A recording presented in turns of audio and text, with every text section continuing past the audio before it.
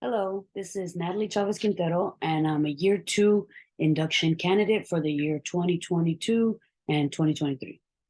And this is my showcase presentation. I graduated from CSUB with my bachelor's in mathematics, and I also did my credential program also at CSUB. So I'm CSUB alumni. This is my fourth year teaching, and I work for the McFarland Unified School District, and I work at the McFarland High School Early College. I teach freshmen, and the courses that I teach are pretty much Integrated Math 1 CP, Integrated Math 1 Honors. McFarland is a rural community surrounded by agriculture. It's a very small town. We have one school district for the entire town that encompasses middle schools, elementary schools, and then the one high school just for that community. So just to give you an idea of how small of a community McFarland is. So for my first project, I decided to use CSTP 6.3, which is collaborating with colleagues and the broader professional community to support teacher and student learning. And my target audience was my colleagues, the high school teachers and the middle school math teachers as well. So the idea was that I would get the high school teachers and the high school math teachers and the middle school math teachers to work together and collaborate so that we can kind of bounce off ideas and get a better understanding of what's being taught at the middle school and what the expectations are when they get to the high school and how to help each other out. My desired outcomes was for this to benefit not only us as teachers, but for it to spread out and benefit the students as well as other departments at our school, right? We start collaborating with the middle school, and maybe the English department wants to reach out, maybe the science department wants to reach out, and pretty much just start building professional learning communities with other schools in our same district, because we have that availability. Being that we are one district, we can work with any school in the same district. I created this project flyer here just to make it a little bit more fun and a little bit more intriguing when we wanted to contact the middle school math department chair. I made this little poster, and I invited all of them, and I hoped that we would get together. When I look back at it, I think it went great. I am excited to continue working with those teachers and continue building professional learning communities with them and work together. And it really helped us understand kind of where their struggles were with teaching mathematical concepts and where our struggles were, and how to better help our students or how to communicate with each other so that we can kind of create a more realistic expectation of what we want as our pretty much our freshmen coming in from that middle school, and how to better help them in our classrooms as well.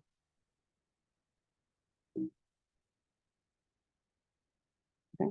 So then my desired outcome, I think it went great. My reflection, I really wanted us to pretty much build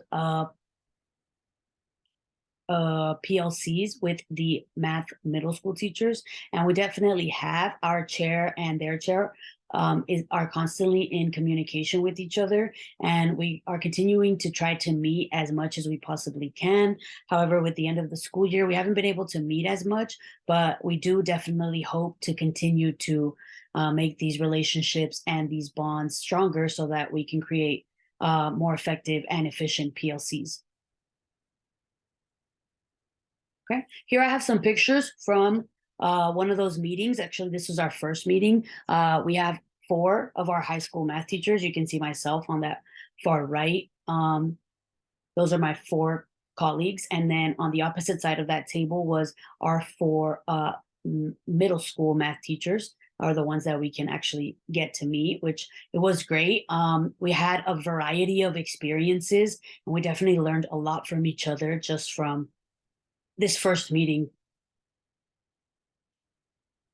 Okay, then we have our module inquiry with observation. So we have 2. My first observation was establishing and articulating goals for student learning. So for this lesson, we were working with systems of equations, and I kind of wanted to get a better idea of where my students stood by creating very specific learning goals for a lesson and having the students assess themselves onto whether or not they achieved those goals. And my desired outcome was for students to find objectives I set clear and easy to understand. And I wanted my mentor to see students engaging with their lesson goals just for this lesson here. So the student response was actually pretty great.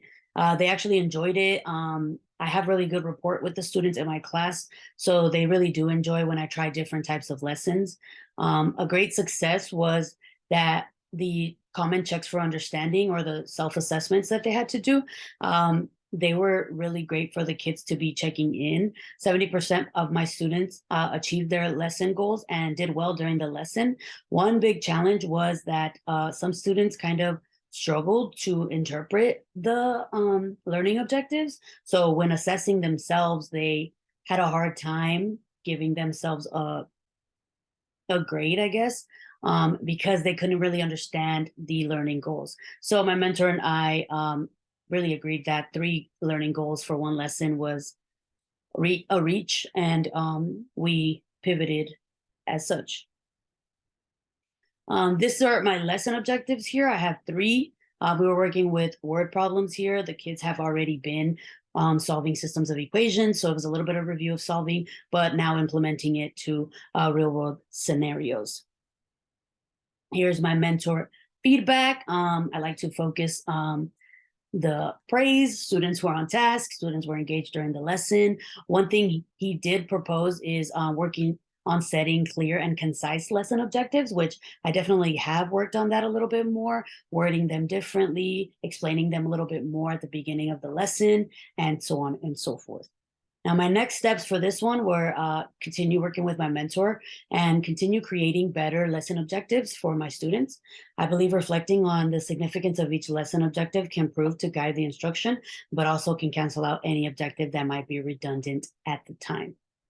For my second observation, I wanted to focus on collecting CSTP 5.2, collecting and analyzing assessment data from a variety of sources to inform instruction.